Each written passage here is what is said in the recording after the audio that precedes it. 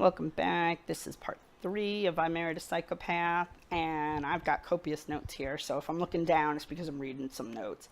Anyway, 2 weeks before my son was born, in the end of October, my Doug went to an American Legion golf tournament. Now, I don't know anything about golf. I don't know how long tournaments take. I don't know anything about it. I do now because I've been around the block, but at that time I had no idea. And so he had left to go to a golf tournament about an hour from our home. He left at 6 in the morning, and he did not come back until 2 a.m. the following morning. So here I am, 2 weeks till my son is born, and I'm hysterical. It's 11 o'clock at night. I'm calling the police to find out if there were accidents on the highway or any kind of accidents. I called every hospital in the area looking to see if he was there. He was nowhere to be found. I called the American Legion. They said, oh no, the tournament's been over since about 1 o'clock. You know, they came back for lunch, had food, and left.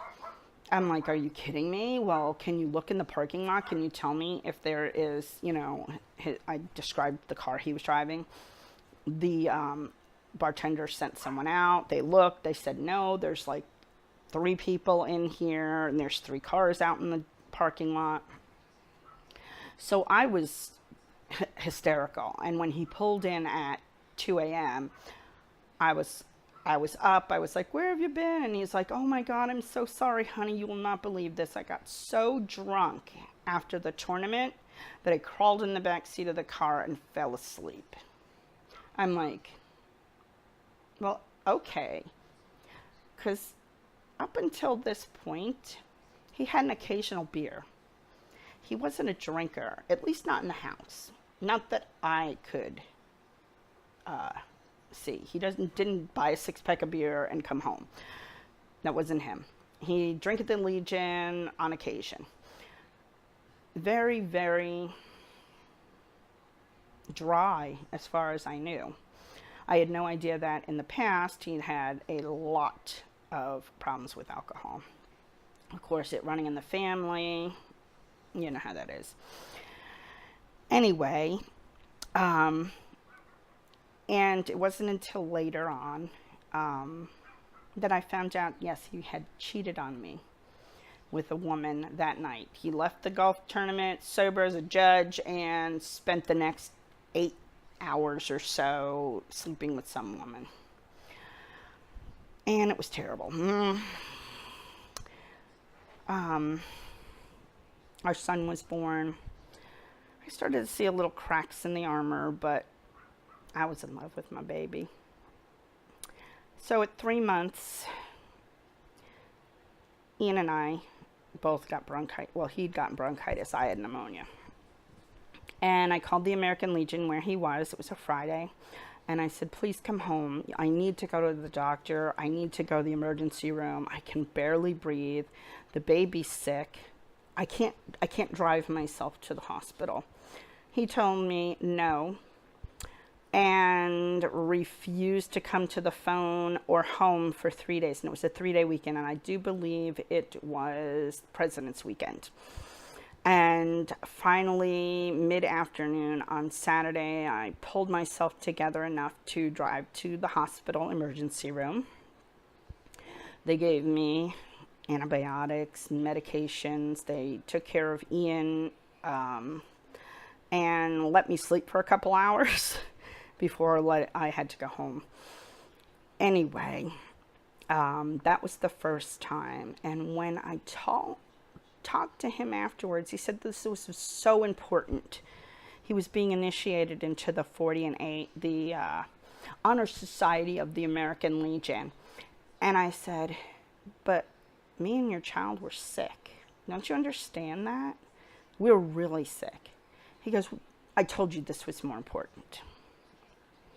So that was an eye-opener.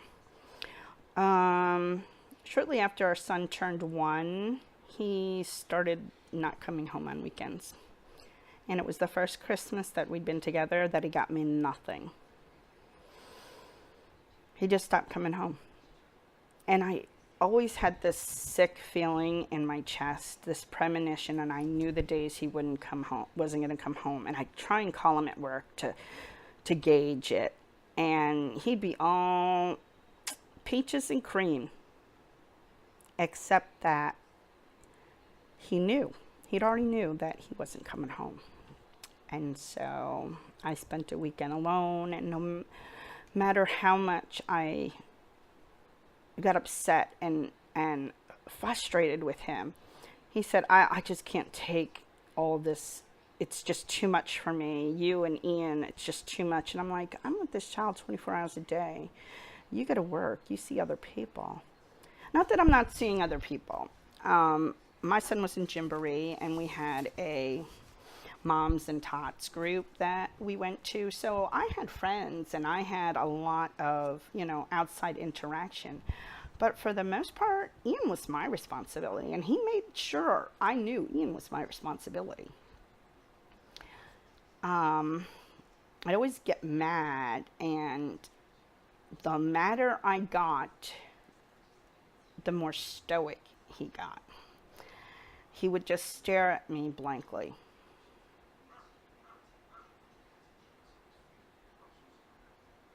Nothing. And I'd get frustrated and walk away because you can't fix. How can I fix this? No answer. What do I need to do? What do we need to do? No answer. And it continued on for the next 2 years.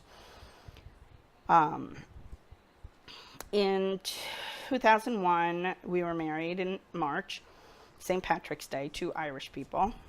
And then 6 weeks to the day that we were married, I was looking on the computer. I saw some stuff in the trash, the deleted trash can on the computer screen, and I restored them. And I saw my husband there in all his glory having sex with some other woman, and I was furious. And he said, it was just one time, I was drunk, blah, blah. Well, I know good and well that he couldn't get hard when he was drunk. But he blamed me. He always blamed me. He was not responsible for that. I put too much pressure on him. He was a drunken one-night stand. It'll never happen again. And his thing is to hug you.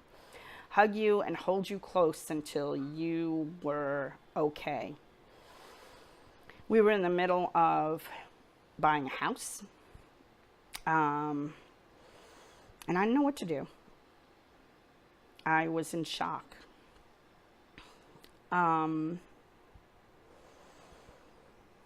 We wound up, continuing, bought the house, moved in June. And